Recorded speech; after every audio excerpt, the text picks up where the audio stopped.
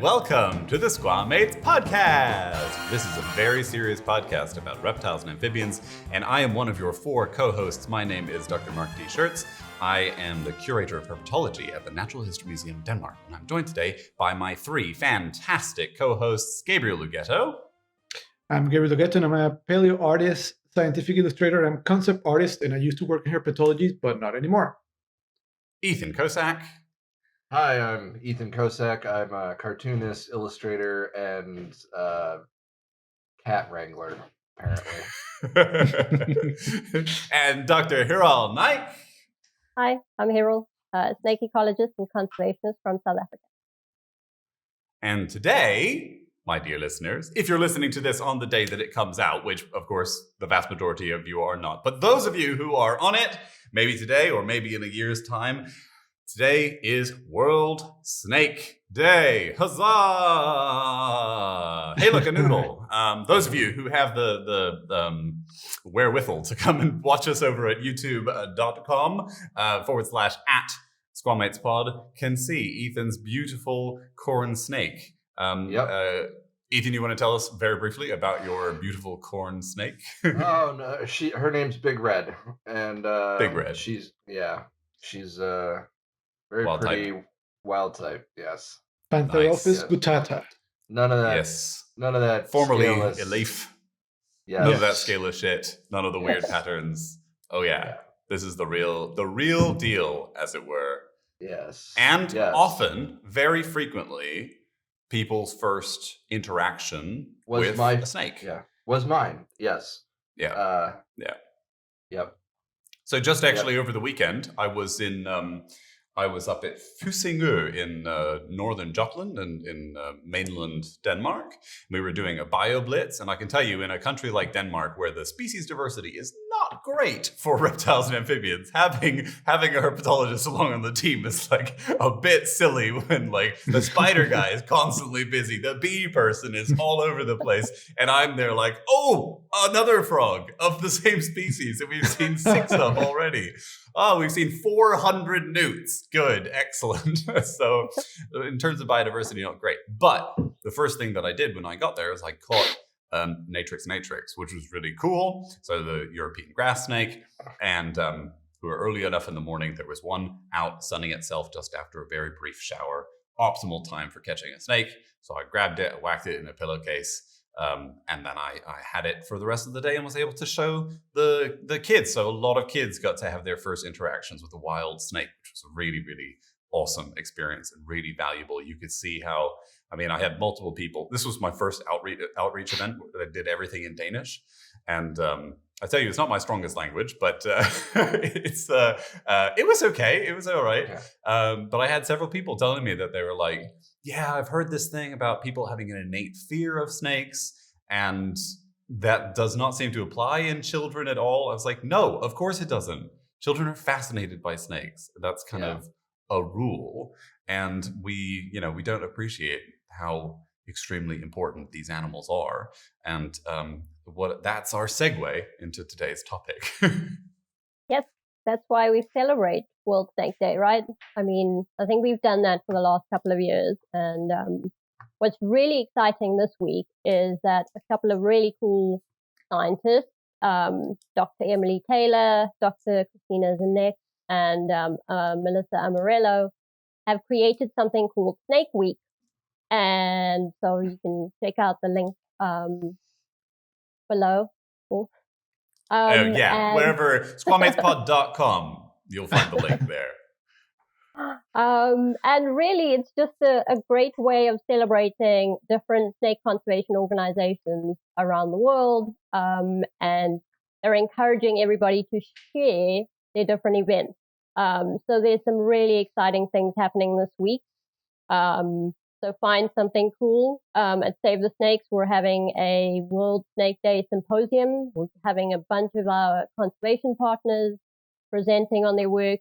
And it's just a really great way to show how many people around the world are actually working on snakes. I think it's a really cool thing now to feel like talking about snakes and working on snakes is not as much of a taboo.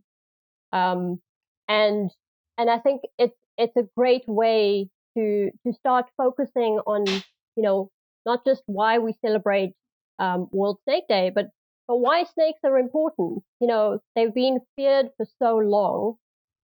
Most people around the world just have their own ideas about why snakes should be killed. In other places, snakes are worshipped. Yet we don't really know kind of the way, how do we encourage more people to respect them without needing to always interact with them? Because we know that, of course, people interacting with venomous snakes can lead to detrimental outcomes, and we don't want to encourage that.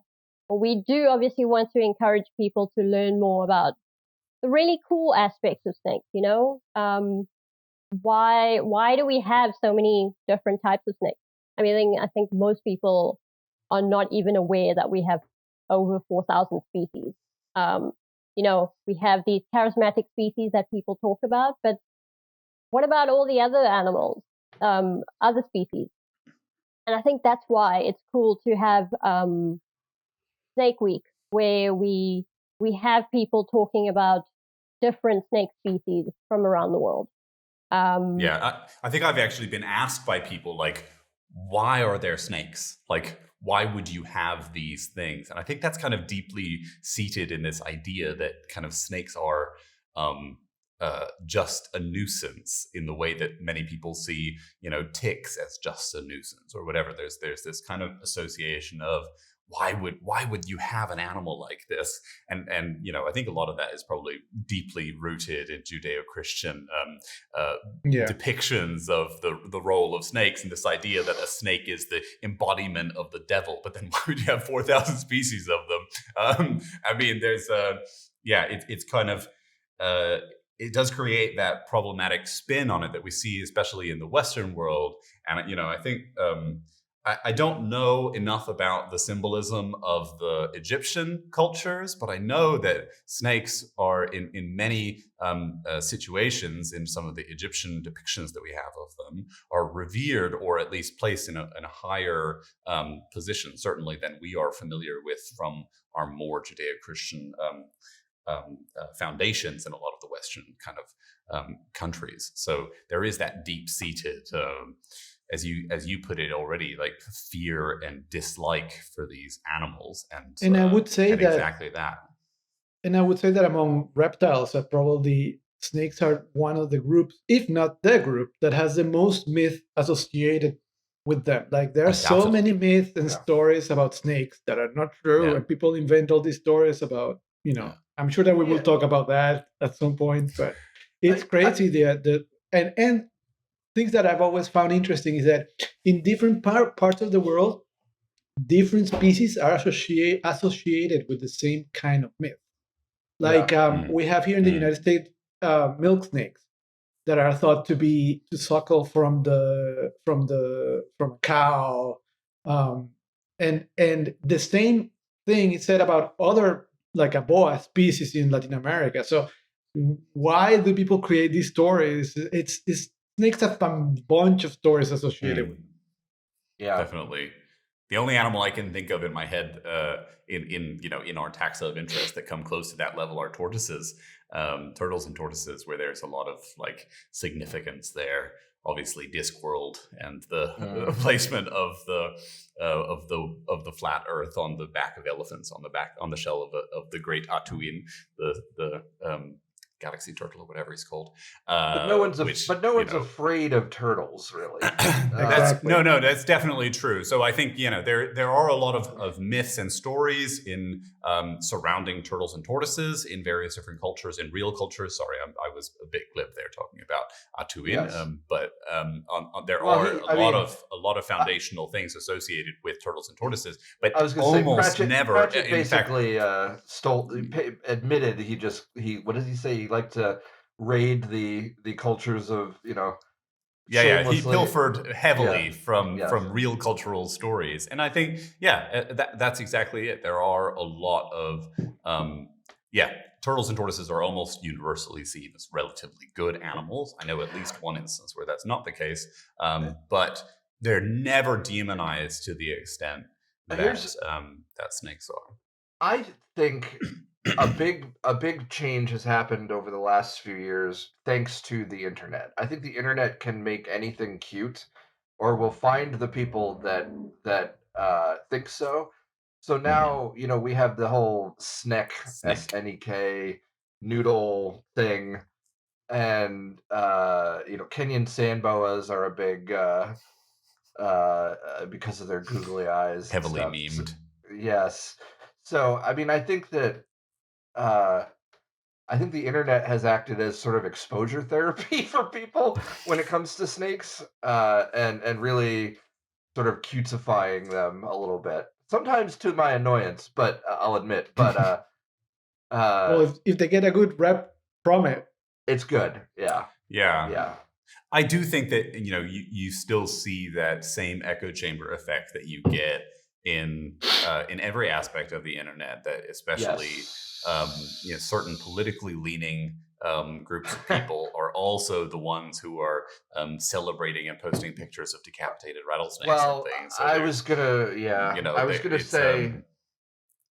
It also has that echo chamber of a bad direction as well, but at least the side that we are most exposed to is a side for overall definite positive communication. Because not a lot of people get a physical exposure to a snake. I remember when I think the very first time I ever got to interact with a very large snake was actually at Sunday school as a little kid. Like, I think they had brought, I can't remember if it was to the yeah, exactly, right? But I can't remember if it had been to my actual school or to the Sunday school. I think it was the Sunday school where they had someone from one of these animal outreach shows show up and kind of entertain the kids by introducing them to all these great animals. And that is, of course, a good way to do that kind of outreach.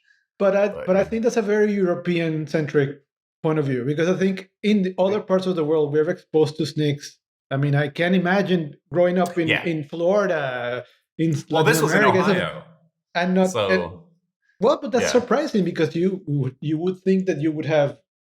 I mean, snakes are common here, like totally. and so it's you are going to find them, and you're going to be exposed to them. Large ones.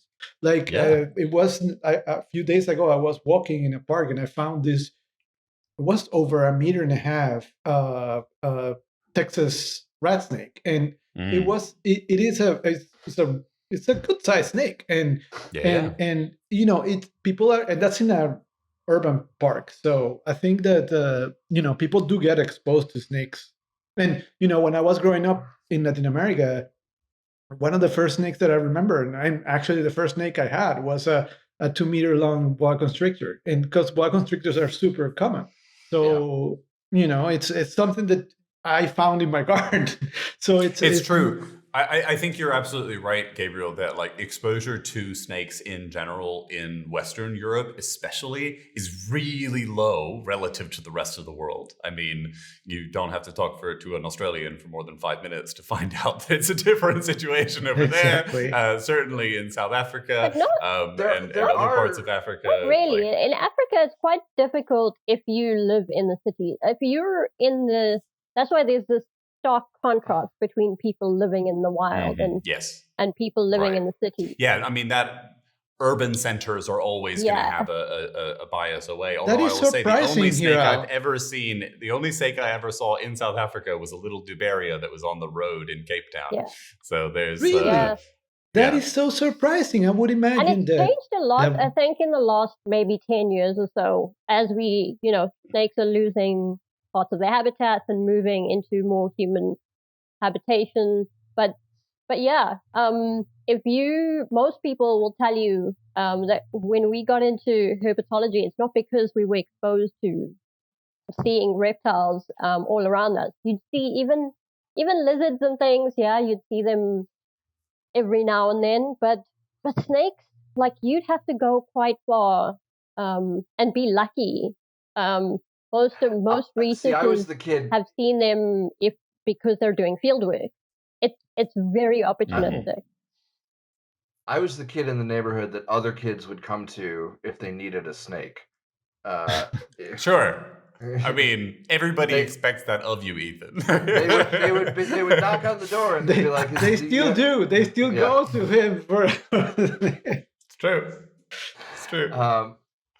But it was, I mean, you're right that like you might see a snake on your day to day walking around briefly as it slithered away, but you kind of have to go looking for them. Yeah. Yeah, but I mean, I think that is true most places. I mean, Yes. Yeah. obviously there is the snake encounter thing, which is another side of this story. But in most places, snakes are seldom where the people are, with some exceptions. And so, like when I was as a kid, I lived in Ohio for 9 years, and like I did have multiple encounters with snakes within a few kilometers distance from my house. Like notably, I was that idiot kid who poked a copperhead in the face with a stick because I didn't know what I was looking at, and I was like fascinated by this little snake under a rock. And don't do that. Please don't do that. But like, yeah, so I definitely had a lot of experiences with that as a child. And if I compare that to my experience of living in Switzerland, which I did for most of my young life, in whatever it was, almost 16 years or something living in Switzerland, I never saw a single snake ever. Like I went actively looking for them and I never found one. I went just over the border into France, found a snake there once or twice. But in Switzerland, I still to this day, after having lived there for years, have never seen a snake, which drives me up the absolute wall. Les hiss. Yeah. Well, when you were saying that, it reminded me that when I was a kid, my mom found me once in the garden. And I can't recall this because I was that little. But my mom found me once in the garden with a snake in my hands that I apparently caught, and it was we think it was I don't remember. I never identified it because I was a kid, but we think it was a coral snake. It was. It was either a coral snake or a false coral snake, but it was something that I had in my hands, and it was ringed with red, white, and yellow, and my mom freaked out. I bet that was the day he was truly born. Exactly. I got my superpowers that day. Yes. Yeah. I wanted to say that when I was growing up, when I was about 9 or 10 years old, I pre-internet, I sought out and joined the local herpetology society, and that was a big part of my formative getting into snakes and appreciating them, and even the local the local species, and learning to identify them. And I think also like field guides too. Like field guides were a big part of collecting field guides and like knowing the local fauna. And that's a big part for me. That was a big part of like losing the fear, because if you can identify on site and you stop doing that, like, oh, it's got a triangular head or this or that, you just start to like recognize the species like they're an old friend. Like that's a big part of losing the fear, I think. It was for me. I mean, I can recall a time when I don't know that I was afraid of snakes, but I was definitely afraid of the unknown factor of like it feels late, because my kid kind of got into mushroom identification, and I had that fear again of like, yeah, I can imagine. I don't want to eat something that's going to kill me, and it's that fear of the unknown. I think the big thing with people is that fear of like, I don't know what I'm looking at, and it could kill me. And there's also that sense of, oh, snakes could be under every bush. Yeah. Versus, actually, I know what a snake habitat looks like, and this is not one. It's still a chance of encountering one here, but like your chance of stepping on a puff adder when you're walking through this area versus that area is very fundamentally different, and therefore, like, I don't have to be worried about it all the time. And if I do encounter one, I know what to do. All of that basic education stuff really changes how people behave and interact with those animals. I think that's a really good point. brief side tangent. When I was in South Carolina visiting some folks, every snake in South Carolina, according to the locals, is a copperhead.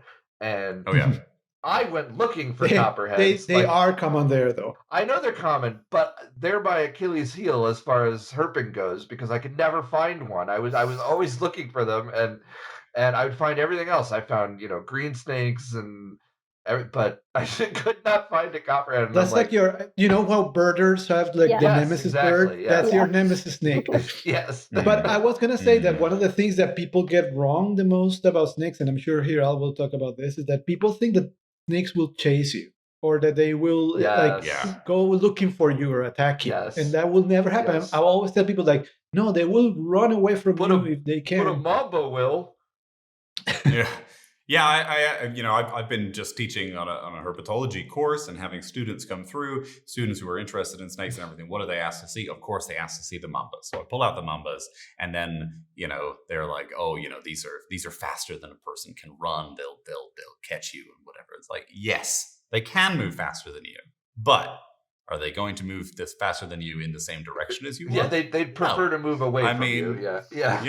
You can roll a dice, and that's the direction the snake will go in many cases. And if you happen to go that way, then bully for you. But your encounter rate is the fact that it freaked out in the same direction does not mean that it changed. Exactly, it does not constitute. And I think that's an excellent example of how kind of myths spread, because in my experience, people will start some kind of story, tell some story about, okay, this black mamba chased them. And sure, there's a lot of cases where, in the rural areas, people are riding their bicycle, they come across a snake, and they have this, encounter with this black mamba, which raises its body, all kind of natural. But in that moment, the fear takes over.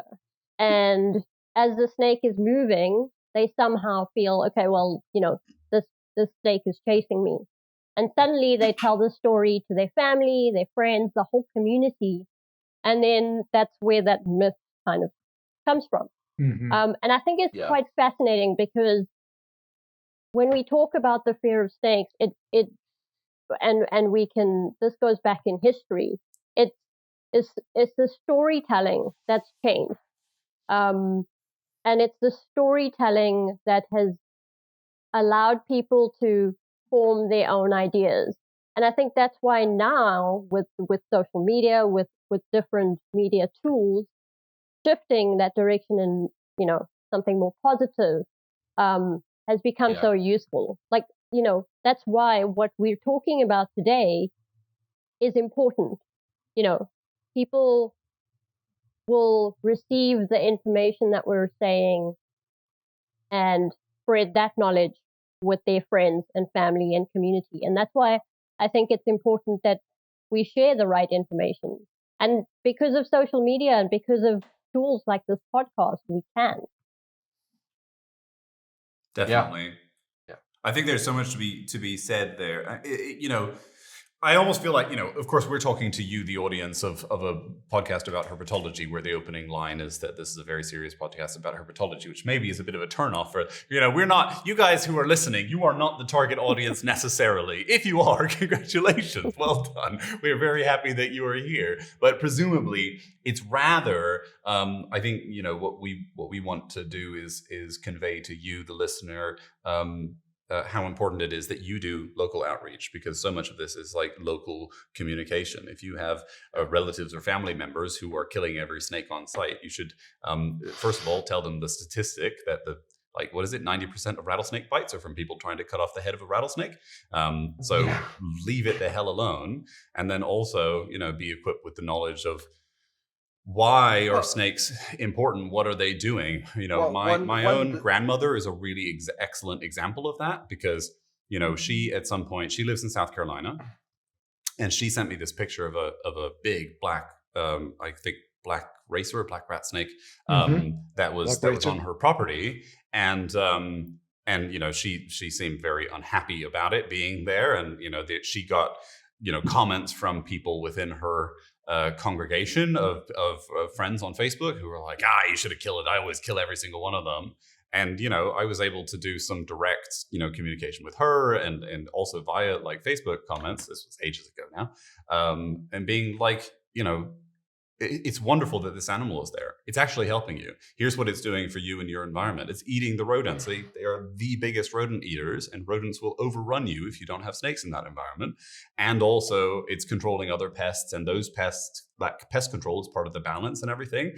So although, and it poses absolutely no danger to you or pets or any other people around you. And in fact, many of those, especially the bigger snakes, will help to keep some of the other snakes in check, and, the more dangerous ones. And so, this is the ideal companion for you. And now, when she sees a snake, there's this awesome, like, she'll send me a picture and be like, I saw this one, I left it alone, it's good to see it here, I think it's good. And then she's also doing that kind of outreach to the people who are around her there in South Carolina, where, a lot of snake bite occurs. We want to be we want people to be exactly. evangelists. We want evangelists, and because that message has to spread, there has to be this spread of the understanding that there is that these animals have a role to play in the environment. They are not the devil incarnate, and that they're that by educating people. Trying not to go into it in the sense of I'm going to educate you now, but rather in the sense of actually, there's this really cool thing, which is that do you know how many mice a week that snake is eating, and how it is keeping things under control? I mean, I think that as everything, I think there's a little bit of a generational switch, because I think younger people tend to be less afraid of snakes, and have grown up with less of this myth and stories about snakes, so they do I do notice a difference in that sense. Definitely. I as the local snake guy, I get a lot of Facebook message posts or something where it's like, look at this snake I had to kill in my yard. It was I was protecting my kids, or I was I have dogs. And it's like, a lot of times the conversation will be about how, like you said, Mark, about how this is what that snake can do for you. And I said this before when we were discussing like the pre-talk for this. I'm normally one who doesn't like to try to put a value on what this animal can do for you, because animals are they have a right to exist, whether or not they're of a benefit to human beings. However, with snakes, it is actually true that they almost all universally provide some kind of benefit to human beings. And so, so it's an angle to come at when you have somebody who's and have you guys had this experience where people are so detached of how a snake will be or anything, that sometimes when you hand them a snake and they touch it, they're like, oh, but it's not slimy. Yeah. That's the answer that you always get. They think that it's slimy. Yes. Every time. And that's part of this, this herpeton, right? It is part of this idea of a creeping animal. Somehow it's got to be slick and slimy. And there is this, the very fact that the whole field of herpetology is based on a term that is really totally inappropriate speaks to that kind of preconception that these animals are slimy and therefore disgusting, and they're kind of put with. And that's if you know the meaning of the root. Otherwise, people just think you're talking about herpes. Which has the same root, because it's also a creeping infection, right? And that's and is we gotta workshop that some, I think. Yeah. It's SquaMatology or something. But then we have to faction up, because we should be using monophyletic units anyway. But careful, they'll make you study birds. Right. And that is something that we have talked about, of course, obviously in the prep for this episode, but in general, I think we've mentioned it a few times on the show before. I've certainly blogged about it before on various different platforms, but this idea of ecosystem services, right? What can this animal do for you? And some people really do try to put monetary value on things, because that is often the language of politics, especially right now. And therefore, it's important to understand what it can mean. to give a counterintuitive, I guess, counterexample, if you think of the damage that the tree snakes have done on Guam, snakes can have certainly a monetary disadvantage in a system because Guam has basically been devoided of all of its naturally occurring. Certainly it's mammals and all the other herbs as well because of boiga. But it's such a reductive way to look at nature. It is. And I mean, I told you I had this lady. I had this lady come up to my table at one of the reptile shows and point to an axolotl and say, "Well, what do they do?" And I wanted to be like, "Well, what do you do, Barbara?" I love that, but only because it sounds like something that would only happen in Harry Potter. Sorry to invoke Harry Potter, but it does feel very Harry Potter. What does that one do? And then it spits fire. Or Pokemon or something. But it's Pokemon, such a common. It's such a common interaction. It's such a common interaction. So I hate that. That's like one of my pet peeves when people ask. So we're not. I'm only bringing it up because I wanted to say, like, we are not doing that. We do want to acknowledge that snakes are valuable and useful and all that, but I specifically I don't like reducing an animal just to what can it do for you. That's not what we're about.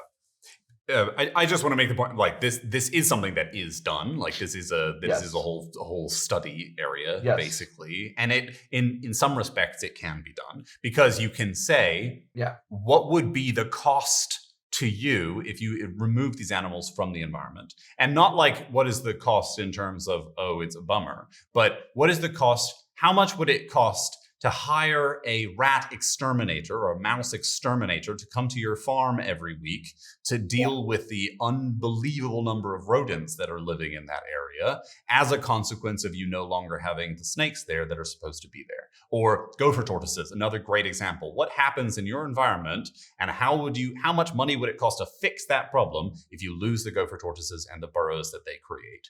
And those are like those kinds of ecosystems. This is not ecosystem service in terms of like money per mouse, but like this is in a way it's also what is the economic cost of climate change. This is exactly the economic cost of climate change. Is not only am I going to lose the producers in the environment, I'm also going to lose the regulations in the environment. And when those two things go away, all of the things that the checks and balances that keep the whole thing running, you could probably fix them with money and manpower. But that money and manpower is an unbelievable expense in comparison to the free service. Right. And what we're saying is that there is a free service that is provided by these creatures that if you fail to take into account and therefore fail to protect the animals and therefore lose the animals from that environment, you will incur these costs. And those are realized costs in some environments, right? That's true. If you fail to take care of them, and this is not true for everything, right? This is not true for one of the 16 species of lizard-eating snakes that's found in the middle of the rainforest in Madagascar. Like, that's not something that we can quantify in this way. But if you are talking about, especially rat snakes in the US, talk about indigo snakes and the role that they play in kind of keeping checks and balances in place, rattlesnakes, boas, etc. Those are animals where there is a physical economical value to having them on the property. And like you kind of hinted at with the snake that your grandmother said, like king snakes are a big one here in North America, where I can point at them and say, well, if you don't like rattlesnakes, don't get rid of your king snakes. Right. Because that's why I'd bring up indigo snakes as well. Like those are the snakes that are kind of changing the balance and the number of snakes that you I was saying before we started recording the episode, like I know that in some places in Venezuela, people have learned to recognize stuff like the musuranas, which are large, completely black snakes that only feed on other snakes, usually bothrops, which are lanceheads and they prefer, and rattlesnakes, and they prefer to eat those kind of snakes. So people have learned to recognize them and leave them alone. And also, I remember that in most places, people are usually pretty good at recognizing boa constrictors, and they know that they have to leave them alone because they know that they eat a lot of rodents. So, and that they are harmless. So I know that people, if you give them the tools of how and explain to them what those snakes are doing, and most importantly, I think the factor is that what they really want to know is how to recognize them quickly, so they can separate what is a venomous snake from a harmless snake. And I think that's very helpful when people can recognize a species that they know that is a harmless snake, that is good, that usually points is good for that snake. I think introducing too much subtlety into the conversation is actually in many cases bad, detrimental, because you're trying to say, what the people want is a quick and easy solution, and obviously the easiest and quickest solution is to leave it alone, no matter what it is. All of them. If you don't know what it is, don't touch it. Don't try and hurt it. It won't go after you. It won't chase you. It won't. Alas, that's not always the case. I can think of several examples of family friends from Australia who've told me that they kill snakes on site on their property. And I can really understand where that comes from in Australia, of all places, because there are so many animals that are, or so many snakes that can pose a serious threat to your pets or your children. So, probably more than almost anywhere else, I would say, I get it, but keep the kid inside while you can see the snake on the property, is better for the environment, certainly better for the role that those animals are keeping in balancing the local environment. But I think that's a case. Maybe I'll turn this around and pose it as a question. What would you say to someone who's based in Australia? Maybe you, the listener, can also weigh in here. But what do you say to someone who has an existential threat in an area where, there are a lot of snakes? Admittedly, in Australia, I think most encountered snakes are not the ones that are really dangerous, but you do have people who encounter brown snakes on their property, and not to mention some of the other things. So, what do you? It's easy in North America. I find it easier in North America to talk to people and be like, "Look, a rattlesnake's going to leave you alone. You don't have any elapids that are going to be behaving in a way that is something that you need to be worrying about." I guess I can ask the same thing to you, Harold, in Africa, because I've worked with a lot of the groups of snakes that you have in Africa. I have a good idea of how those animals are going to be behaving, but that's me as a herpetologist having a good idea of how those animals are going to be behaving. But in Africa, you also have a much higher chance of encountering a venomous snake that is prepared to defend itself than in many of these other places. So how do we address that problem in the places? Okay, I've mentioned Africa, I've mentioned or South Africa, I've mentioned Australia. I'll just mention India as the final one. India has one of the biggest problems with snake bite in the world, because there are these snakes, especially Russell's vipers, that sit on the verge between the rice paddies where people are walking barefoot, and then they get bitten in the foot. So there's a lot of animal encounter in those environments. And how can we address that? Because I feel like in North America, a lot of it is probably across all these places, a lot of it is lack of education, lack of information. And I would say in North America, it is pretty much universally an overreaction to the situation. I don't know if I can say that in the other places. What do you guys think? I'm not the right person.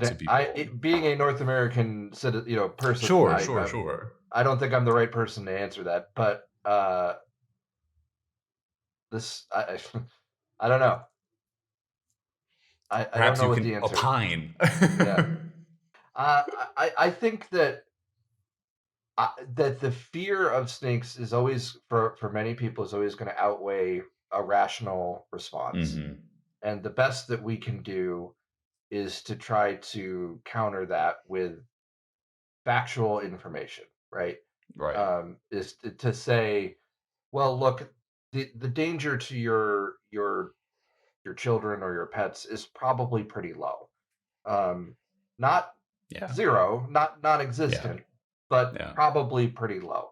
And I mean, I've had some of this conversation with relatives of mine, that live in the South, because we talked about copperheads and stuff. to the point where I had to explain, like, there is no commercially available snake deterrent that is going to actually do much of anything.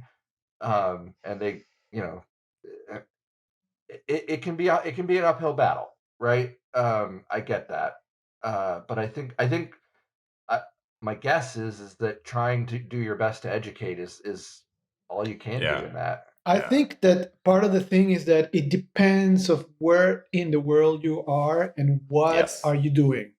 The I think context that is so important. if I think like years ago, probably like in Latin America, where I think snake bites were probably more prevalent because people were probably doing different things that they are doing now. I think depending of where you're at, like if you are in a plantation, like if you are like in a walking barefoot on the field somewhere. I mean, those are situations that are gonna probably put you at a more risk of a and even in those cases, I would say that in places like in Latin America would be probably, well, I would say that it's more accidental. It's not something that's going to be super prevalent. I Like don't a know toddler what. picking up a coral snake. Yeah, I know Right. exactly. I don't know. I don't know if and that is one of the accidents, but I don't know Yeah, how. I think that it depends a lot of geography and the economics of each place. I think that Yeah. changes a lot. I will also say, being in the space where I now work with, conservation partners from around the world, and it's fascinating to hear what their different experiences are like, because they have all sorts of different challenges based on different geographic areas. But the one thing that's common is that there is this innate fear, no matter where they are. The education aspect is extremely important. Um, I think one of the big things we struggled with for many years is getting funding for snakes, and we don't have enough people working to educate people. I think there are a lot of enthusiastic people out there that would love to do so much more, and we can't. And so I kind of see that struggle happening. But it's also at the same time very encouraging to see that there's people in different parts of the world that are doing their best to do what they can. And it's different experiences. So I'll share one. Our conservation partner in Nepal is working on the king cobra. Very cool little species, and you why may have not? heard of it. Why not try to save it? But in the forest habitats there, the people living in the area will destroy the nest because they don't want the cobras. They just destroy the eggs, all sorts. Somewhere else there's going to be a different issue with destroying something else, killing the snakes quite commonly. And so it's, I think the task ahead is huge when it comes to education. But I think it's possible. I think we're headed in the right direction, and I think that's an important thing to talk about, because it's about learning who your target market is. Obviously we were talking about the ecological role of snakes. From my experience, this has been really interesting because, talking about getting people to care about any wildlife, that can be quite difficult in many areas. But one of the things about snakes is that snake venom can be used to create medicine. That's one of the things that tends to be received really, really well. And I was quite surprised by that angle. When as soon as we started to do more education about that, that it it's because especially in rural parts of Africa, that's something that they need. Medicine for them is automatically something. Okay, well, this is beneficial to us, rather than okay, well, snakes are going to eat rodents. Whereas if we approach farms in the area and do education, then obviously teaching them about, snakes eating rodents and just how many. I think that's an important thing. So I think learning about your target market is quite important. And I think it's, for me, just from my journey from academia into conservation and kind of working somewhere in the middle, that's been really interesting because I'm learning about so much more in terms of how to better educate people, but also using science as a tool. And I think that's really important. And there's obviously, it's exciting to see that there's a lot more research being done in this space where we can share knowledge about why snakes are important. And have you noticed any major differences in geography of what the target audiences want? Like because I would imagine that there's a huge discrepancy depending on where you're at. Yeah. I to be honest, I think trying to find the end in, I guess, the ecological, or what it is that people want, I think that's still something we're largely trying to figure out. We're still at the point where we know that education is a problem. We're going to try and educate the masses in the way that we can, right? Stop people from trying to kill snakes. I think. And believing all the stories and myths that they have created about them. Yeah. I think in my experience, I think we're still in the beginning stages on a global scale. When it comes to trying to work on prevention, there's a lot of work that needs to be done to even get people interested. Like even on the snake bite end of things, people working in snake bite are a lot more interested in creating antivenoms and focused on that aspect rather than the prevention side. And we need to shift that. Yeah. Yeah, and education is definitely the key, as it is for most things. I think that education and making people, what you said is super important, and it's true. I would imagine that changes a lot depending of each audience in each different part of the world will have a different interest that you have to target to make them not change just their a different mind. interest, but they have a different angle on the same question. I think going back to this thing about like how do we compare what we would say to an American audience where the dangerous animals that they encounter are typically viperids. There are very few elapids that are going to be encountered on a regular basis by people that would pose any kind of risk to them. So like taking that story and translating the same kind of outcomes, the same kind of like how do you recommend that people behave in a place where they would, for instance, encounter cobras in Africa and in India, which is a different kettle of fish, or some of the Australian elapid snakes and other groups of snakes that can be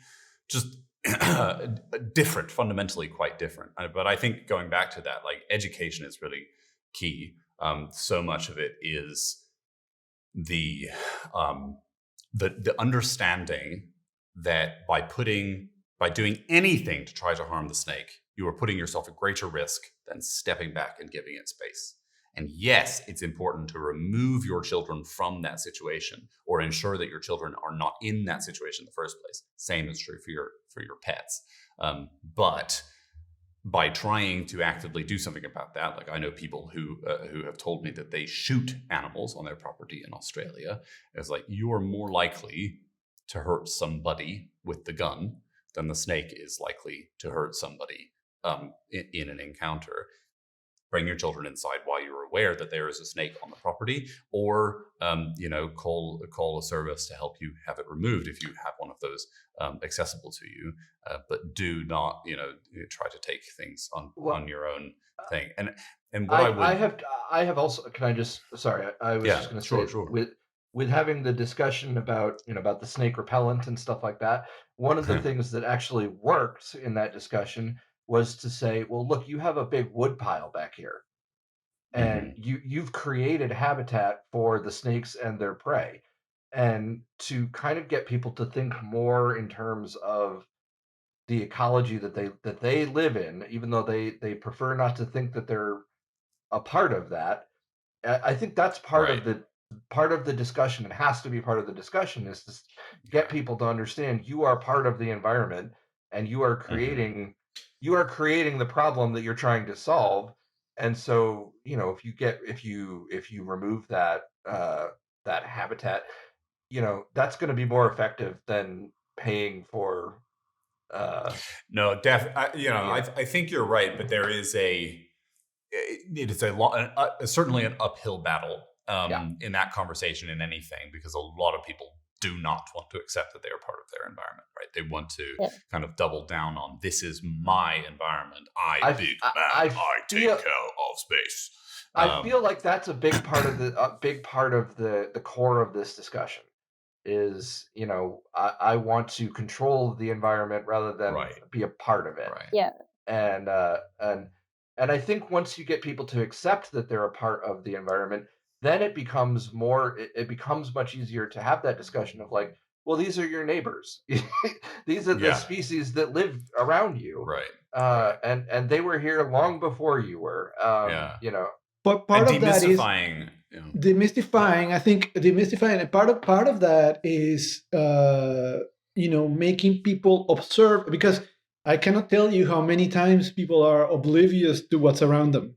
So Yes. part Mhm. of that is making people observe so they can appreciate and then know what they are looking at. Because I think Yes. Yeah. knowing what they're looking at, knowing what it is, will demystify it, right? Mhm. If I tell people, no, that's a black racer, that won't you know do anything to Yeah, you. yeah. Like That's there's a this rodent hunter. neighborhood, there's neighborhood in Tampa where it's a neighborhood with a pond in the middle of a neighborhood, and when you walk around the neighborhood, you can see. I walk every day there, and I see like, mm, and sometimes of the year you can find what 5 6 black racers on my run around the place Oh just in the yeah. morning. What and a and life. people, first of all, a lot of people pass by them and don't see them. Yeah. Yeah. Second of all, when they see them, they freak out, and when they know that it's no, that's a racer. Usually, when people hear that's a racer, they know they're fine. When they know when I tell people, when you see a long black snake, that it's, even if it's pretty big, if it's completely black, you are fine. Yeah. Then they start appreciating them, and then another day I pass by them and it's like, oh, I saw one there. Yeah. It's really nice. It was moving around. So it's educating people Yeah. and making them I, understand. I have Yeah. another relative who calls me fairly often to say like, "Oh, I was cleaning out the garage and I saw this snake. Is it dangerous?" And I've had to politely, diplomatically kind of explain to them there are no dangerous snakes where you live. And so you happen to be in an area where you just don't have that problem, and Yeah.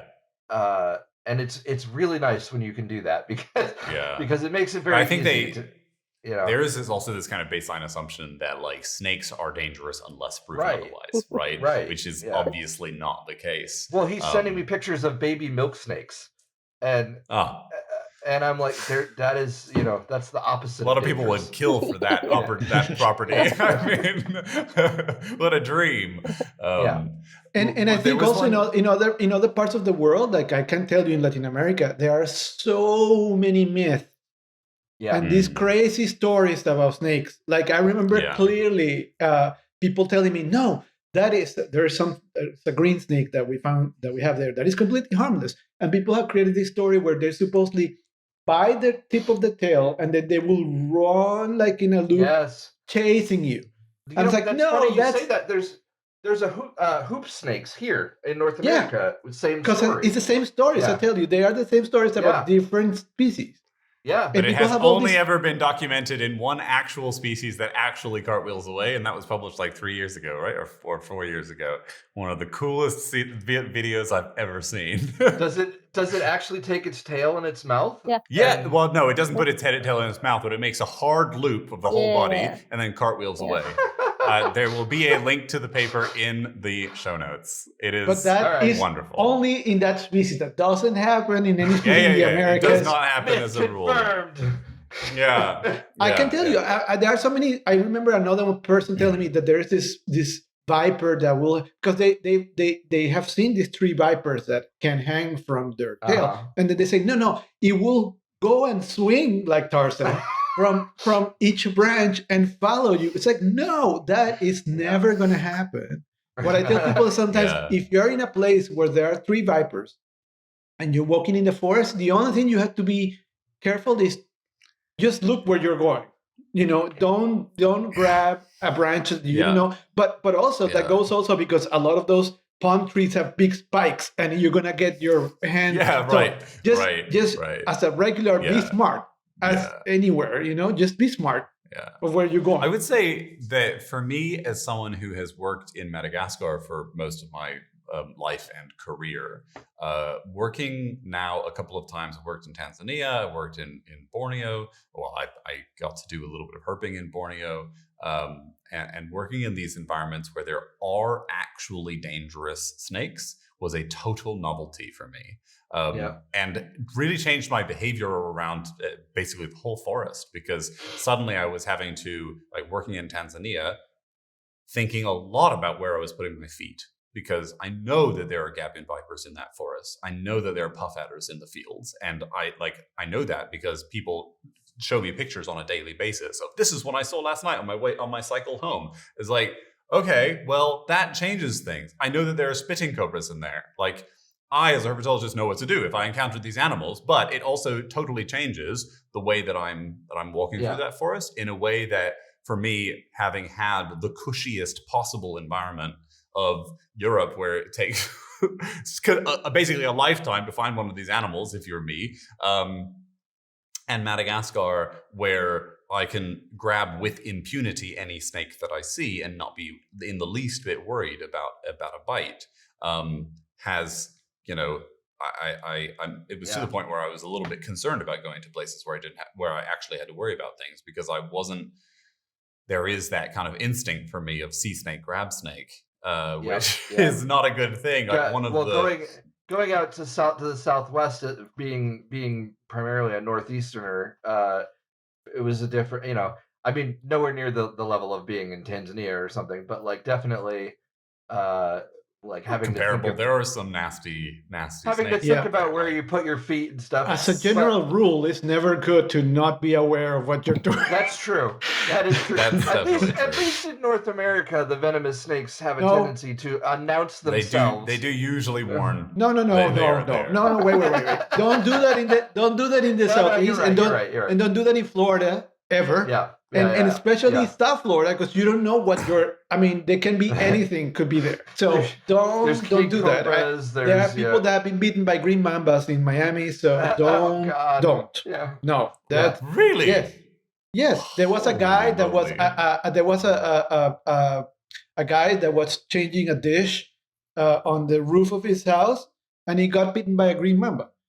So some people have all the luck. No, don't. Because, Wow. Yeah, so don't. Gosh. Careful with, but it's like any dangerous animal. It's also the same is true for wasps. Like not dangerous. Animal that can pose a serious risk. Listen, I am more worried about ticks when I go somewhere than about anything else. Absolutely. And you should be, because they are, in most cases, can do longer, more serious long-term damage. I had to pull one off my son last week, and it was smaller than a poppy seed. It was like one of the little tiny ones. I hate them. I hate them too. Well, okay. We have to be careful, because we did just make a whole thing about how everything. No, I'm up for demonizing ticks to the cows come home. If I get whatever it's called, what is it called? Gal Gadot? No, not Gal Gadot. That's a different conversation, different podcast. You also don't want to get that one. If I were to get whatever it's called, beta-gal syndrome, the red meat allergy, I think I would have a serious problem with the rest of my life. So yeah, I and borreliosis is of course absolutely no joke. It ruins people's lives. And Lyme disease and Yeah. Which Yeah. is that is borreliosis. Oh. But no fun. No, bad ticks. Don't like them. But one thing I wanted to comment on is it seems to me that a lot of the ways that we demonize snakes, a lot of the myths that surround them, and especially myths that pertain to people being attacked by snakes, they seem to, in a way, reflect the way that people are afraid of mammals, right? There is this idea that a snake will chase you, because there are mammals that will chase you. Like, genuinely, there are some where you would be in a serious, bear encounters can be a seriously dangerous situation. But also it's because some snakes will stand their ground and display. Yeah. Like here in the United States, famously, cottonmouth usually is a very thick, large snake. They won't run away. They will go in a loop, open their big mouth, and it will show their white skin. That's usually how you encounter, and you can see. Same. Yeah. and so you have rattlesnakes, and then you have a lot of harmless snakes that will puff and open their mouth, tails. even and a lot of times snakes feel cornered. They have nowhere to go, and they will they will launch at you if they have nowhere else to go. But that's because they have nowhere else to go. So but still, I think there is this animal. this fear that there is for encounters with big mammals in Africa as well. Those kinds of fears, at least to my mind, are infinitely more justified than the fear of the snakes, and yet the snakes often kind of inherit the same treatment. Right? We're afraid of snakes in Indian forests in the same way that we're afraid of elephants in Indian forests, but the elephants are way more dangerous. I'm going to say something that's a hot take, potentially. But I think... All right, lay it on us. This is the hot take. I think that when we talk about that innate fear that people often have, I think that there may be something to that insofar as we are primates and we are probably a bit hardwired to see any kind of snake as an existential threat because of our little monkey brains that go, oh, snake, I'm a potential prey item. I think so there have definitely been studies on this topic, and on the fly it's very difficult to comment on because I can't remember the details of those studies, but there have been confirmatory studies that have basically said what you were saying. Oh, this is a hardwired thing in primates, and therefore it is to be expected that it's in us. But it is, in my opinion, impossible to make those experiments without having bias. A huge amount of bias. Because you're so because you also don't know that the primates have learned them themselves. You know what I mean? Yes, exactly. Yeah, so it is. It's culturally learned behavior. So they showed that obviously with vivid monkeys. But they've done studies now where well, maybe not like proper studies, but there was one viral video I think that went viral last year. Where they put babies in this environment with a python, I think a Burmese python, something, I don't know. And, there's these babies interacting with the snake. There's lots of other examples of, when kids are very small, there is no fear. But it's the same with other fears that we have. When we're young, arachnophobia, even the fear of height. The fear of height, I think, is a really great example of how, as you get older, you suddenly are overthinking the situation, and so you're blowing it out of proportion in your head. And then I think it's exactly the same with snakes. Yeah. No, I think those are both really good examples. Like, arachnophobia is so learned, and you can watch it happen. You can watch children in daycares interacting. It happens in the earliest years of them having social interactions with other children, because those children might at home have been exposed to parents who are very afraid of spiders, even though you in your household are not. And I say this as someone who is currently observing exactly this kind of behavior and having to fight against it, because my son is getting exposed to opinions from people who are parents who, very common, as is very commonly the case, are like, oh, spiders are disgusting, I destroy them. Or like, clearly my son has seen other children smushing insects for fun. And now he starts to do that. And we're like, whoa, whoa, whoa, whoa, whoa, whoa, whoa. You do not kill animals for fun.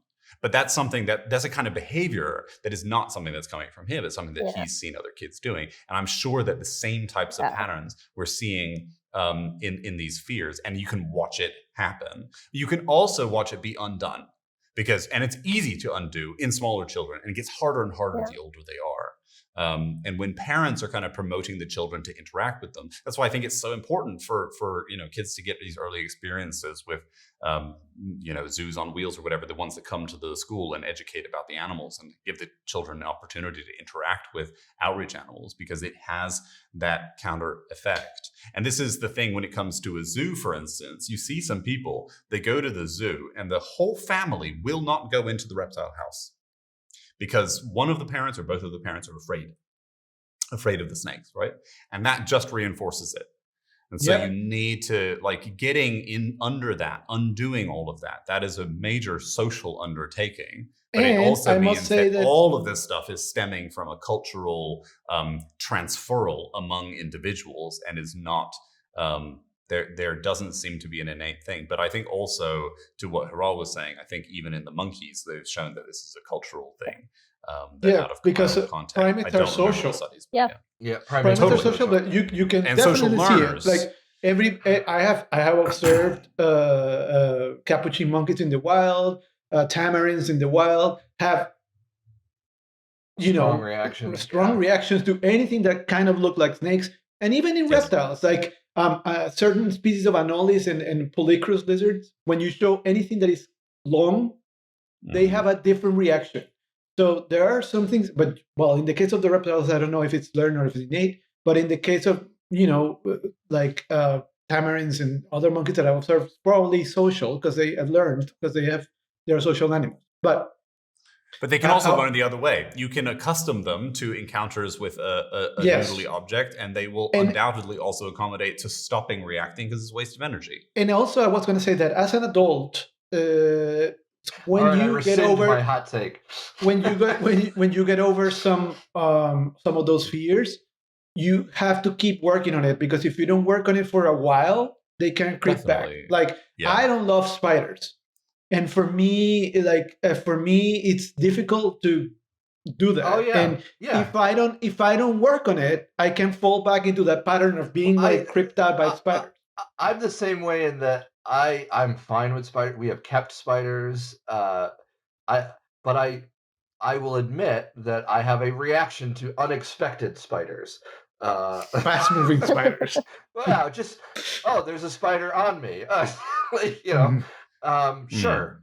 And I guess that's part of where my hot take, my evolutionary psychology hot take. No, but Ethan, don't rescind it, because I think it's really important for us to talk about it and talk through all these things, because again, we're trying to equip our listeners. Thank you, listeners, for sticking with us. I think we're trying to equip people with exactly these kinds of points that you will hear exactly that take. People say this is an innate thing, but in what way is this an innate thing? It is no more innate than the fact that we are social learners, but the fact that we are social learners, that we are observational learners, and we like to mimic each other, especially mimic each other regarding fear.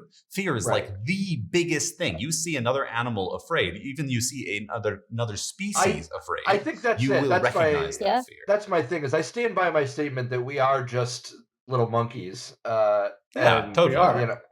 We are. But the extent to which it's innate, I think, is probably arguable. Exactly. I think It's almost impossible to prove that one way or the other. Like, very difficult, because you cannot raise a child devoid of that context. And even if there is an innate component, which might as well be, that doesn't mean that we are not. It's not an excuse for Yeah, I mean, I'm saying that as rationalizing things. It's almost the opposite of an excuse. If we want to be master of our biology, as we so often want to be, then we should be taking that fear by the horns and saying, actually, I'm so much bigger than this animal. I'm so much more dominant than this animal. Yes, I can't, I am vulnerable to its venom. But on the other hand, as long as I stop myself from getting that venom, I'm fine, and I'm fast in most cases. And to the point of what Hiral was saying earlier, I think it's totally true, and that goes for any subject. You have to bring light into it. Nothing is better for dispelling myths and understanding a subject than bringing light to it, like knowledge. When people know more, they have better tools. They are better equipped to understanding, and that will lead to treating snakes better if they know more about them. Yeah, and I think it's accessibility to information. Like, I think in many parts of the world, for example, museums can be a great resource, or zoos, but in a lot of rural countries, the facilities don't have the right information. It's just kind of displayed in a way that, because for the sake of having a zoo or a museum. And I speak from personal experience when I say, I've gone to a country that has a really good museum, and the information is displayed in a way that it just communicates to you so easily, and it makes sense to you. Your brain takes it in, and I think that's an important thing too. Like, how we share our messages to people is very important. Totally. And I think, going all the way back to the start of our conversation, I do think that there has been a major role here for memification of animals, talking about, danger noodles and whatever.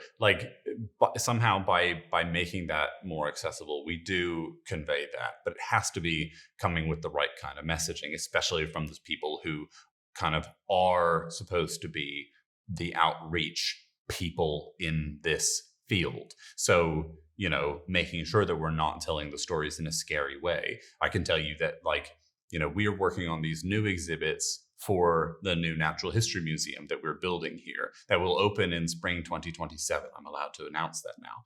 And when we open, and by the way, we just got our taxidermy leatherback sea turtle in it. Amazing. Anyway, when we part of the messaging that had been in there before I started was things that were some of what we talk about a lot when we're developing exhibits for museums like this is tone. And some of the stuff had been written by someone who clearly the tone that they wanted to adopt when it came to snakes was one of fear.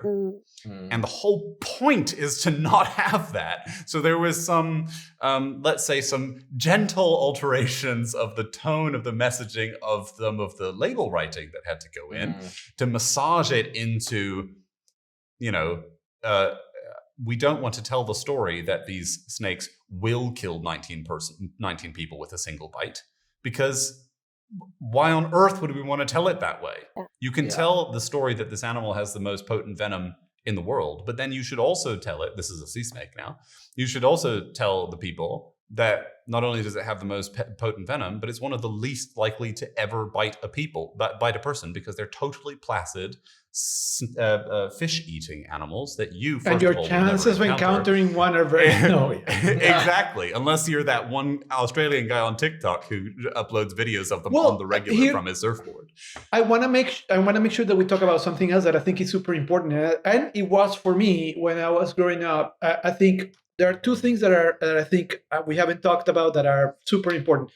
Field guides are awesome way to reach people. They were one of the most important things for me. I always I love seeing books about snakes. I mentioned that, but for sure, that's also TV documentaries or like now YouTube videos, Definitely. like media. Yes.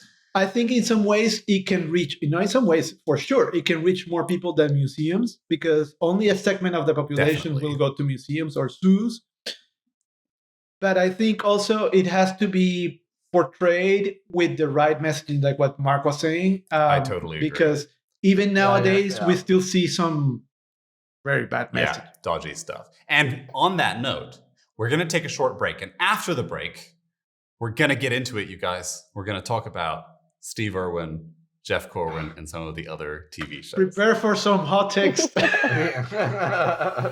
We'll be back after a brief musical interlude.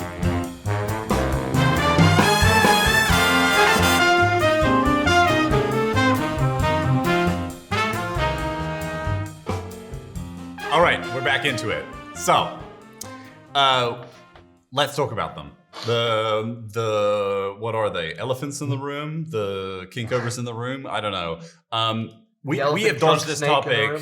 Yeah, the elephant trunk snake in the room. Excellent. Right. That might be the title of the episode.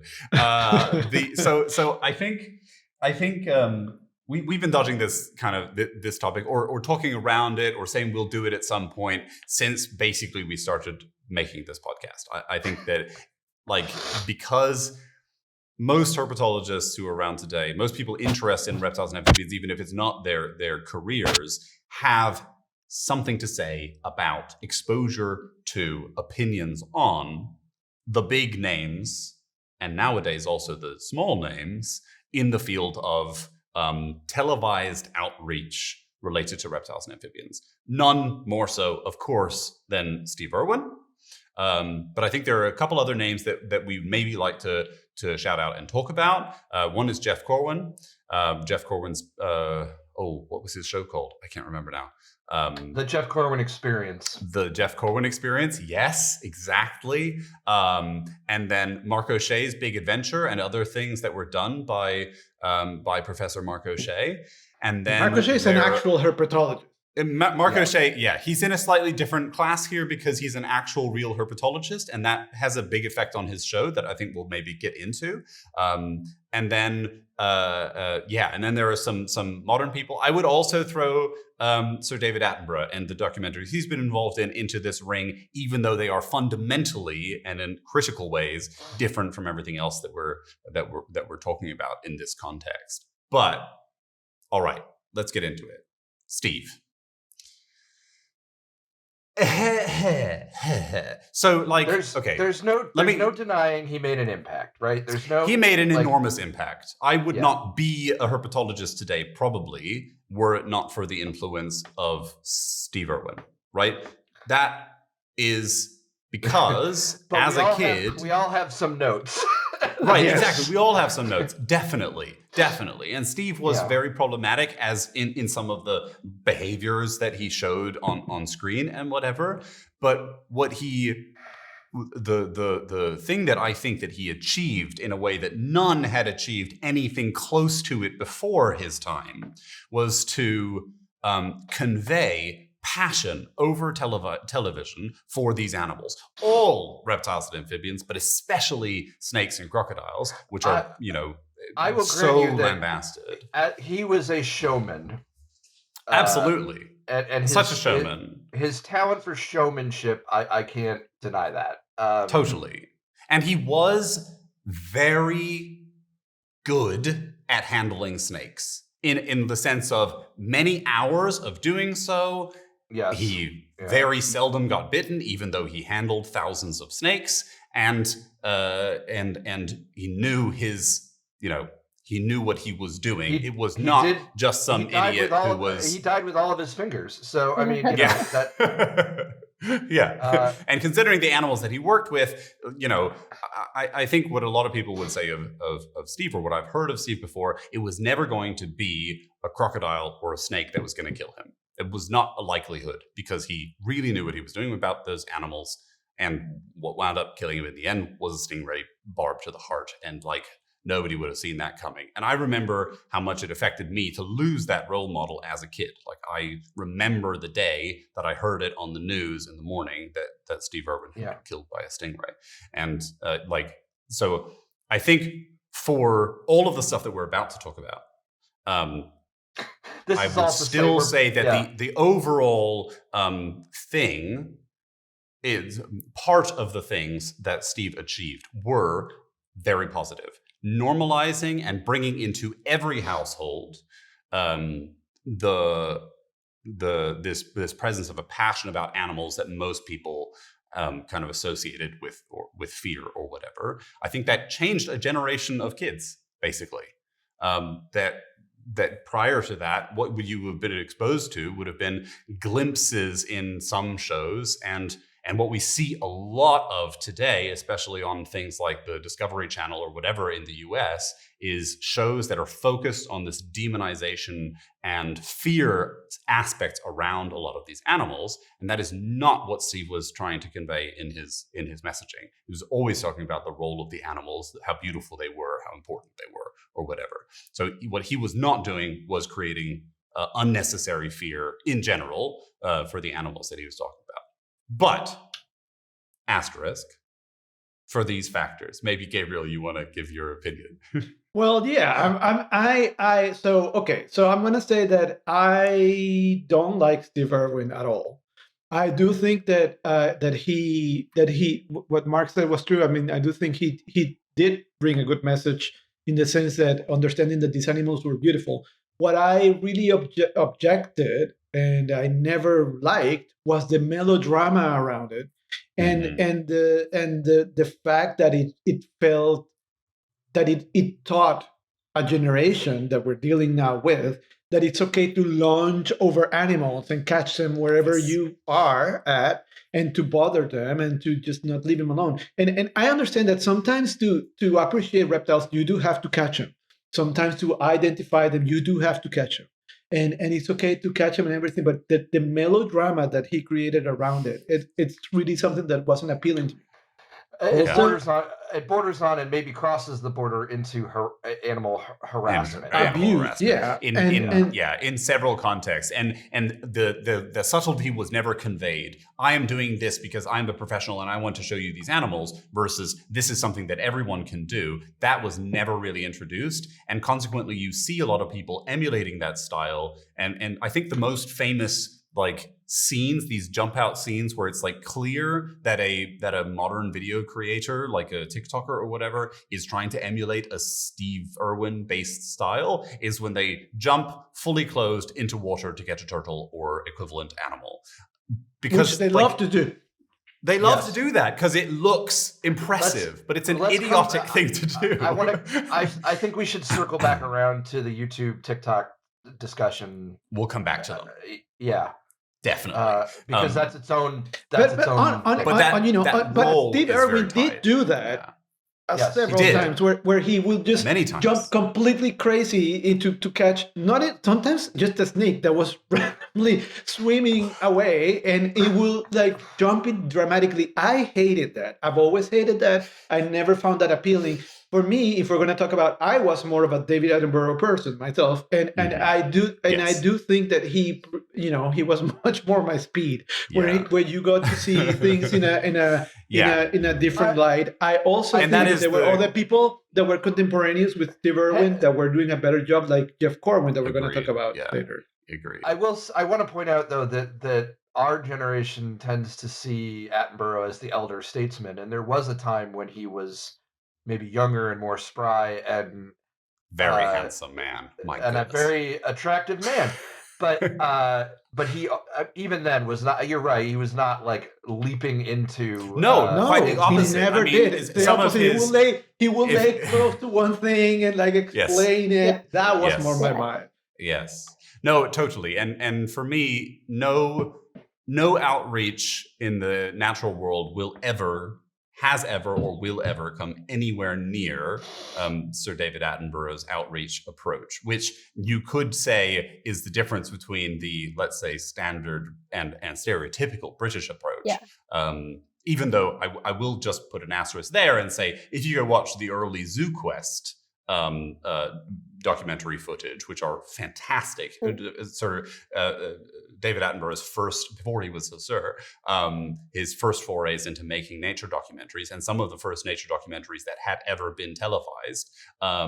The style is quite different. There are some bits where he's like jumping into the water to grab animals or whatever, and they were, because they were much more one-to-one, they were much more personable. What later came on, and especially something like Life in Cold Blood, a documentary series developed entirely about reptiles and amphibians, those are documentaries, and that's when the style, like highly recommend that one, by the way. Absolutely fantastic. And my son, who's 3, loves, like, he never gets any TV time, but when he's sick, he gets to watch documentaries, and he loves those documentaries. They're so informative, and also, you know, the contrast could not be more stark. You're talking about the difference between like grab the animal versus like the slow, beautiful scene setting of the Galapagos tortoises wallowing in a mud pool, and that kind of and there's also an annoying testosterone component to the Steve Irwin thing that it really upsetting. Yeah. So I think that Hiral can say something about that for sure. Yeah, I mean, I think it's just, I think every, you know, working in a very male-dominated industry, when you're hearing stories about how everyone got inspired to work into herpetology, I mean, the bulk of them will say Steve Irwin, but it also it appeals to exactly that, the testosterone, and it's you know, it's innately this male trait, because that's what you're appealing to. I mean, even the involvement of Terry Irwin didn't really change that, because in most of her roles, she was always the supporting character or always the one standing there holding the kids or whatever. And so, like, as much as they were working together in an amazing capacity, and I mean, huge credit to her and the rest of the family to continue the legacy, the positivity of the legacy of a lot of what was left behind after, you know, the loss of Steve. It has not changed the fact that, like, she was not a strong female role model in the context of that show, even with like the Irwin family or whatever the TV show was that was after it. I guess for me, I'm somewhere in the middle. I don't hate Steve Irwin, but or even dislike. I can remember being a teenager and being like, "Oh, cool! A reptile nerd is on TV," and that spoke to me. But I absolutely agree with everything that you've said as far as the problematic side of him. And I think for me, if you try to think of him as an entertainer first, then he's wildly successful, right? Like and baseline education, also wildly successful. Not a good role model, but good baseline education. That's I think that's the key. And there has been some conflating of those two different things, because some people see it as a role model and try to emulate it because it was a very successful model. One of Animal Planet's most successful TV programs. It has to be their most successful. It has to be. Gotta be. I mean, he had a feature film, for God's sake. But what I was and this leads into our other our segue here, is to say that my biggest problem with Steve Irwin is his legacy has spawned all these YouTube Steve Irwin wannabes, right? Yeah. No one is going to be Steve Irwin again. There is no next Steve Irwin, but we have all these pretenders to that throne, and I hate them all. There are.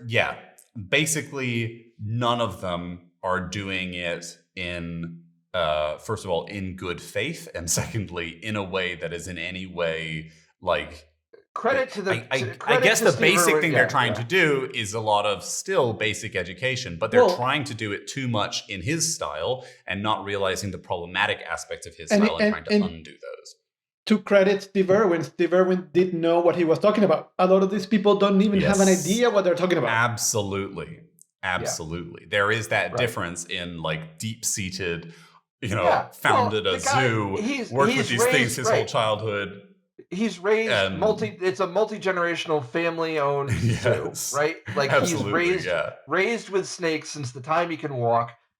I get it, Yeah. And I wasn't even one of those people that like jumped on him about carrying his baby over the crocodile or whatever. I get it. I can understand. That is not the part that bothered me ever, because the animal behavior, so you know how to deal with it. Bad move for the press, not in terms of endangering the animal, but like he should have known better. Yeah. Right. But yeah, I mean, and just to backtrack a second, we mentioned Jeff Corwin. I'd say Jeff Corwin is somewhere in the middle, right? Let's briefly talk about Jeff Corwin and also Mark O'Shea, because I think those are they are also names who come up in this conversation because they're basically at the same level of standing, and also because we, I think, are all millennials, and therefore they are the people who were on TV when we were watching TV. And the Kratt brothers, I guess, would also be among them. Although I won't have anything to say about the Kratt brothers because I can't really remember anything that they did except for Zoom.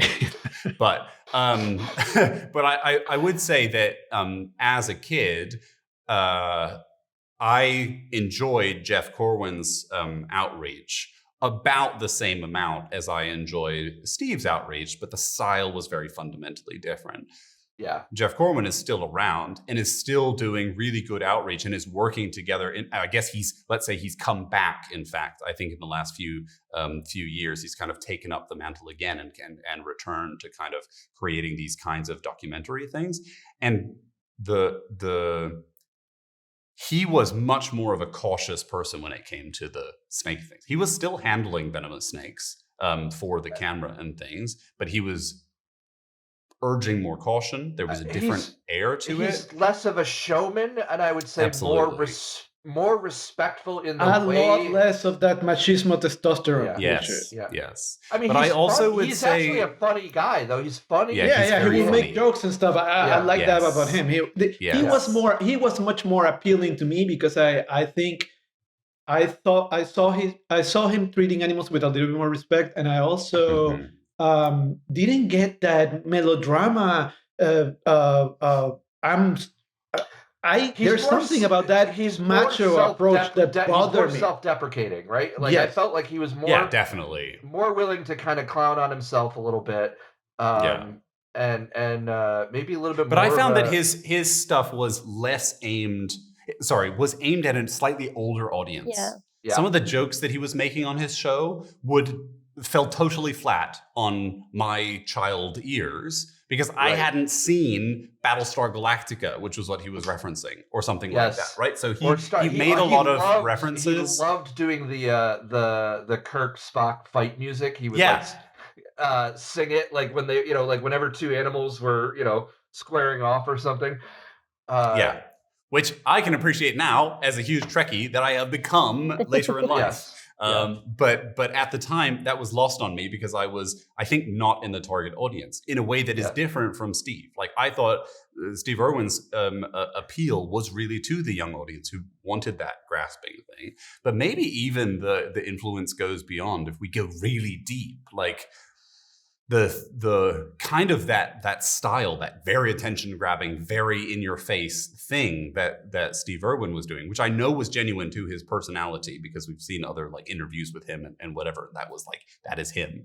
But like that has kind of set up the subsequent crazy attention-grabbing content that became the bread and butter for Animal Planet in a totally disastrous way. It largely associated with misinformation. It's a little bit of a yellow journalism for this subject.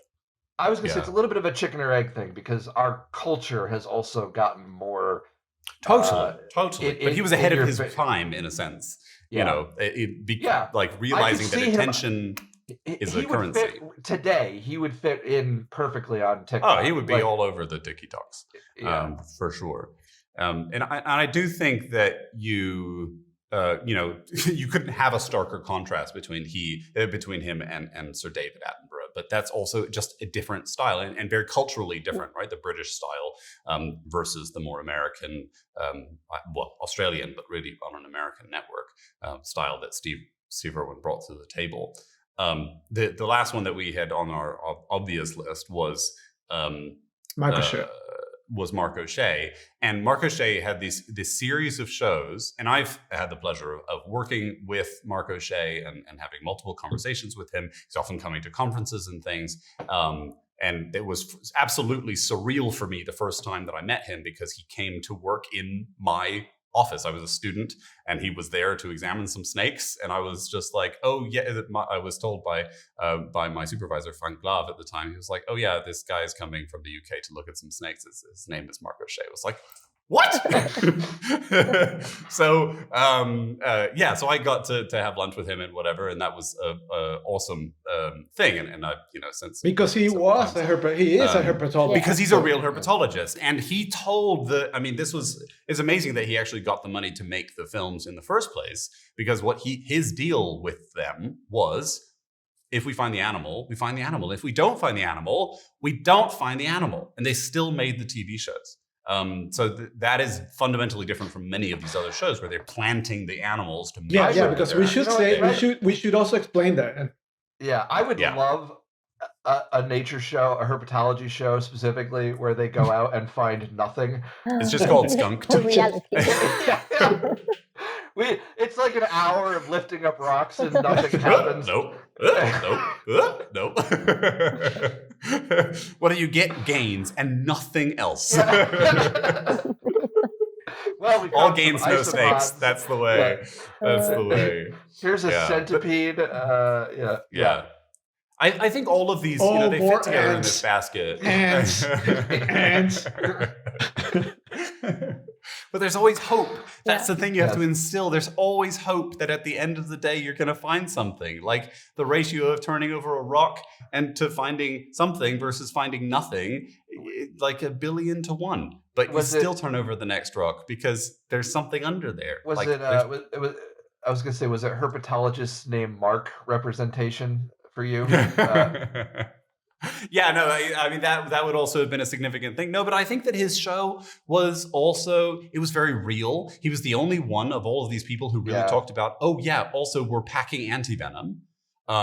Because where we're going is not close enough to a hospital, and here's how we have to transport it and all that. We're not staging this thing where they the intern found the snake an hour before, and it's been in a which is or brought it with you from somewhere, or we brought it with us. Yeah. And I've experienced that now also firsthand, having been in a documentary and gotten the experience of, can you please find this frog? Just I put the frog there. Can you now please find it? Yeah. Because when you go on the other side, and that was a BBC style documentary. I'll put a link in the show notes. It's called Life on the Edge, and to glimpse behind the veil was a slightly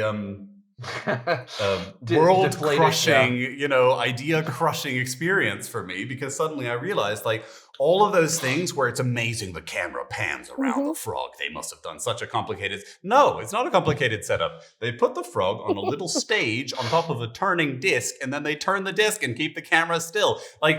Of course, I should have realized that. And if you watch those things back and you go and you have that perspective, you're like, oh, that's how they. And that is we talked about this before, but this is where I start having a lot of problems, because a lot of times in some less reputable places, they do stuff to those animals to tranquilize them and do all the stuff. Yeah. So. Yeah. Refrigerating animals, quite common. That's a very common lot of stuff that's done to keep the animals placid, calm enough for filming. Many times those animals are, of course, exhausted as well, which is, that's also something that happens as a part of working with an animal. But you will see how a lot of snake photographing, usually you will see my snake photographs, they're always running or putting crazy. Yeah. You will never see them coiled in a very particularly nice thing, because you have to do stuff to that animal to make it behave that way. Yes. Yeah. Most definitely. of my pictures of my geckos and stuff, it'll be 1 out of 100 that's decent, and all the rest of them are it looks like it's engaging warp drive, and it. That's so true. It's true for frogs as well. But I think one of the things that we've already touched on briefly, but I think that is such an important thing is talking about who are these people? They're all, white guys. They're all like middle-aged white guys, and exclusively men. In fact, when we were talking before, I realized that I can't think of a single example of a woman who has entered this space, even among current vloggers. I know that there are, or like TikTok outreach people. I know that there are some who do where it's, for instance, they upload Instagram stories or whatever about their life working with snakes or whatever. But there's not a lot of there's not a strong personality thing, and maybe that's also associated with this crazy machismo that's often associated with this outreach. It's so often that's it's very bro-y culture. Also, herping in general has a very bro-y thing associated with it, which is that is changing, and I'm just. I'm hoping that we will see more female role models who are coming into this, into this space and overtaking it, and hopefully, learning from the mistakes of people like Steve Irwin. Yeah. But also taking some of the better parts of that to create kind of a good. We don't want to. What's the name from the lady from Tiger King, Carol? Oh, Carol Baskin. Yeah, we don't want any Carol Baskins doing any herpetology outreach, please.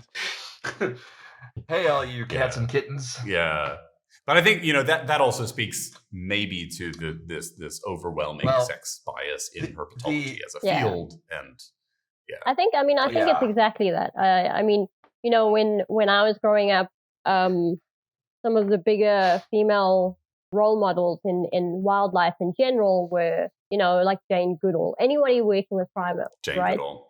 And so it was a lot more centered around, the subtle interaction with certain animals. But reptiles didn't feature in that at all. I think the women in herpetology that I know now that are doing a lot more education, I think we're taking a lot more of this subtle approach, which I hope receives attention in a better way, because it retracts from this, this hands-on idea that you have to interact and touch. And even when you are interacting, it doesn't have to be this aggressive thing. It's a lot more subtle. The challenge is the challenge is to present that in a medium. So much of this is now on YouTube Shorts and TikTok and whatever, in a medium that favors instant, exciting gratification. I think what we need to emphasize, and this goes so much beyond herpetology, and maybe it's too deep of a take, but we need to emphasize that the quality of the engagement, the quality of the whole process matters more than the amount of engagement that we have. Of course, important for outreach that we reach a lot of people, but it should be that we are reaching those people with a positive message and they're taking something positive from that, and not that we are stoking the angry comments like "stop hurting that snake" or whatever, which the algorithms currently all favor. Is all negative comments are actually almost favored more because they are it's engagement. I think there's a place for showmanship type of stuff, because it does lend itself to the environment, the current landscape of media, but the algorithm. But I think that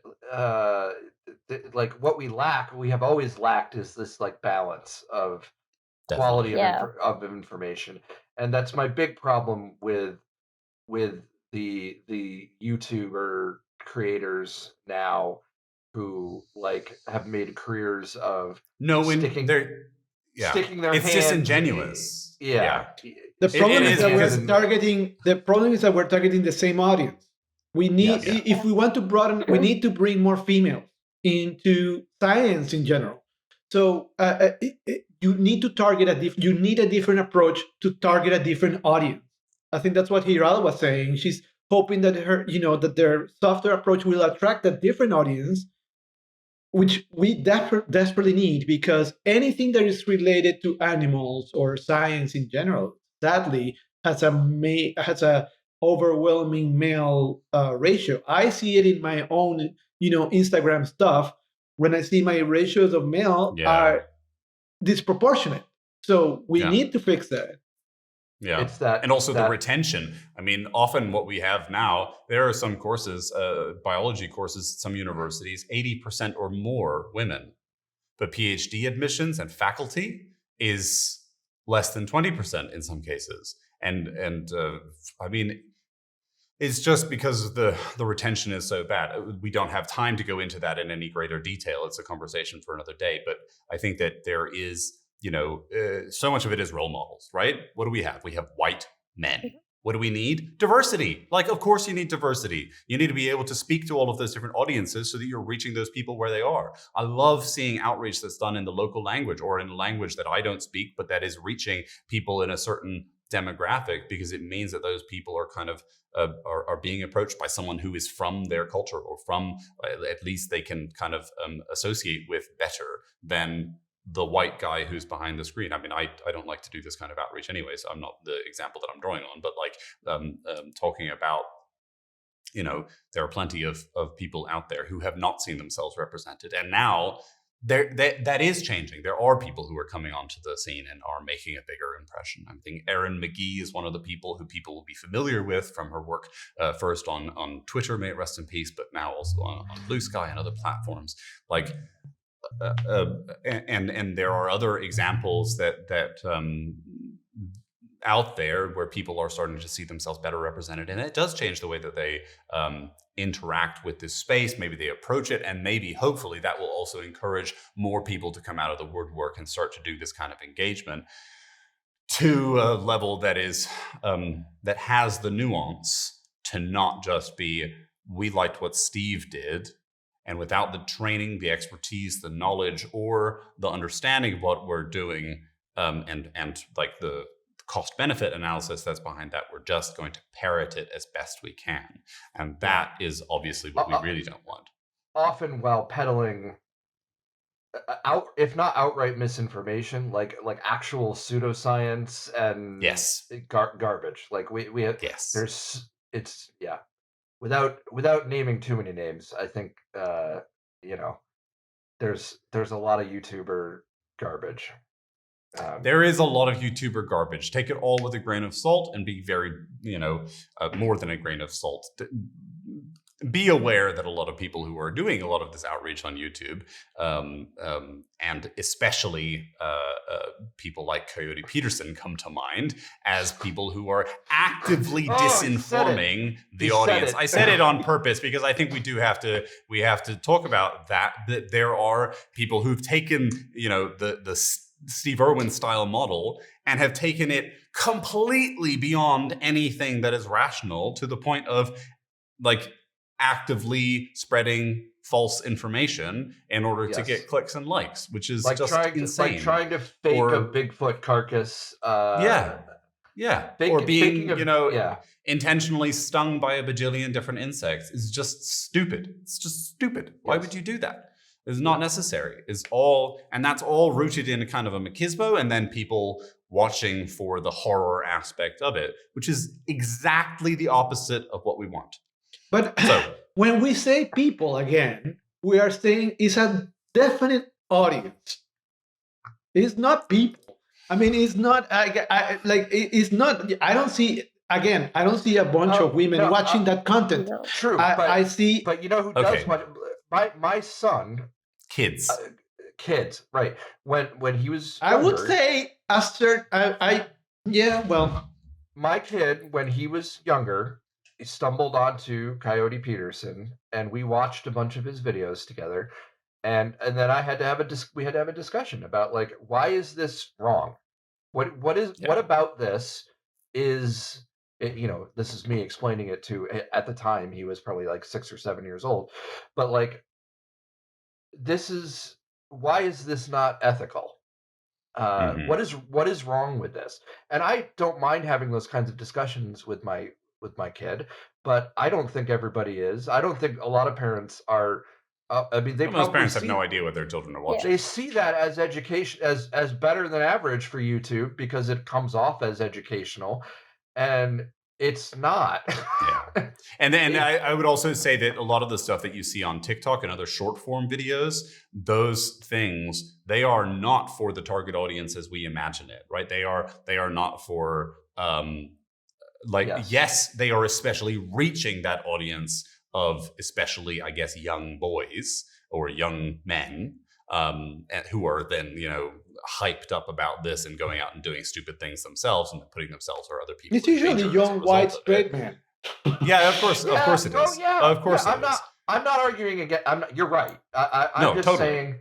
Totally. I guess where I was coming they from are also like, you do not get 11 million views of just, well, you could, but not exclusively young white straight men. It's also young queer children who are not seeing themselves represented. It is adult queer people who do not see themselves represented in that content, but they're also still watching it, but out of a kind of like so like those, and the fact that they are getting 11 million views means that it's working, and we're having a really, really hard time fighting against that misinformation that is often spread in those things, because we don't have enough of the, let's say, the Mark O'Shea model of true scientists doing this kind of outreach.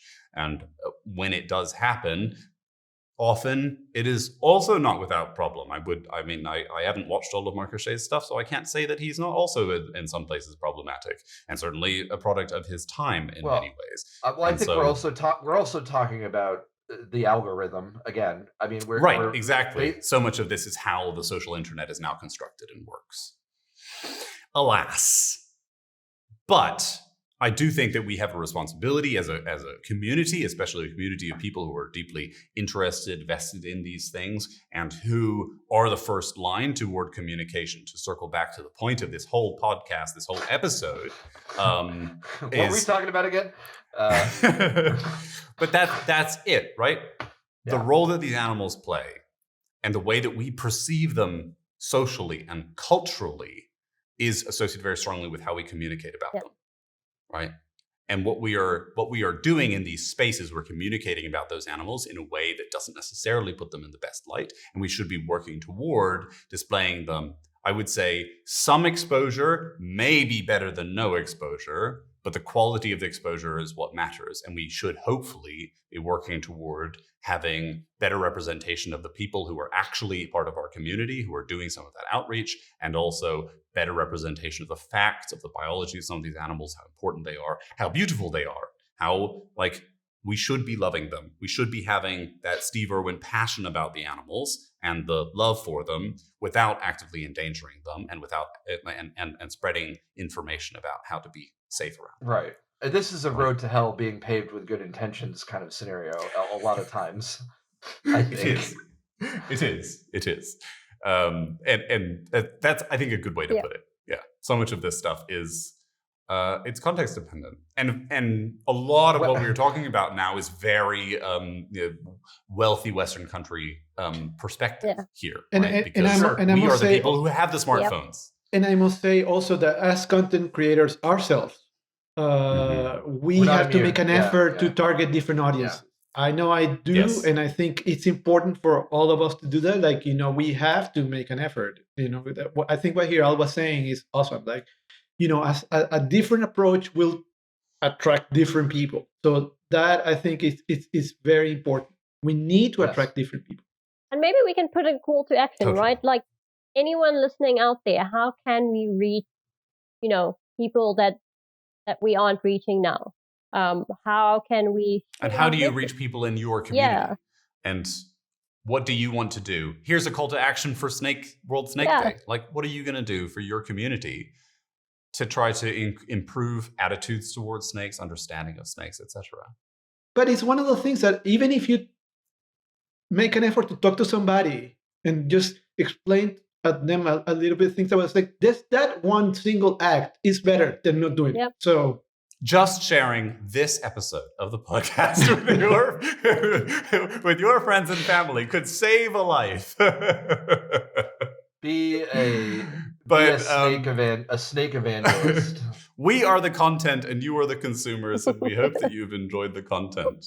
Don't make us start jumping on top of crocodiles and stuff. We don't want to do that. Yes. Watch as But I I think, stick my hand into this Ethan- hornet's nest for no reason. Ethan, you're right. Yes. We need more snake evangelists in the world, and you can help us achieve it. So let's do Yes. that. Wonderful. Yes. And on that very important call to action, I think we will call it there. Thank you for listening to our longest episode in Hail some time. Snake Jesus. But I think we'll cut that bit.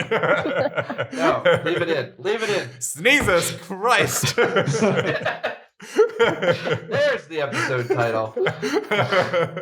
Which is bad because you cannot crucify a snake. Yeah.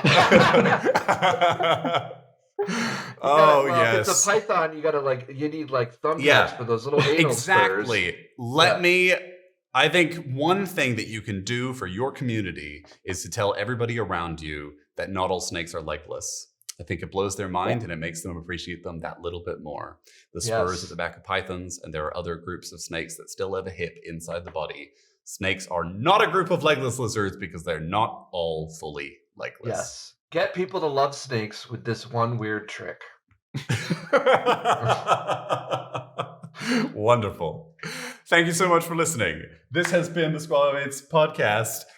Hero, where can one find you on the internet? I am at HeroldHive on Instagram and at HeroldNike everywhere else. Gabriel, how about you? I'm at Serpent Illusion everywhere except my website, which is gabrielluget.com. And Ethan? I'm at Ethan Kosak on ethankosak.com. On Blue Sky, ethankosak.com is my website. I also have mossyunderlog.blog for the blogging side of things. And yeah, I'm a mess. You can find me at Mark Scherz, MarkSeherz, all over the internet. You can Google me and find my website and all that stuff. I'm the only one. You can send us messages and emails and thoughts and comments. Of course, you can do that over at youtube.com/@SquaMatesPod or on our website, SquaMatesPod.com, or you can do it to our Gmail account, SquaMatesPod@gmail.com. We appreciate that. We'd love it if you leave us a review, leave us a message also about what are you going to do for your community and how can you promote snakes and knowledge about snakes around you.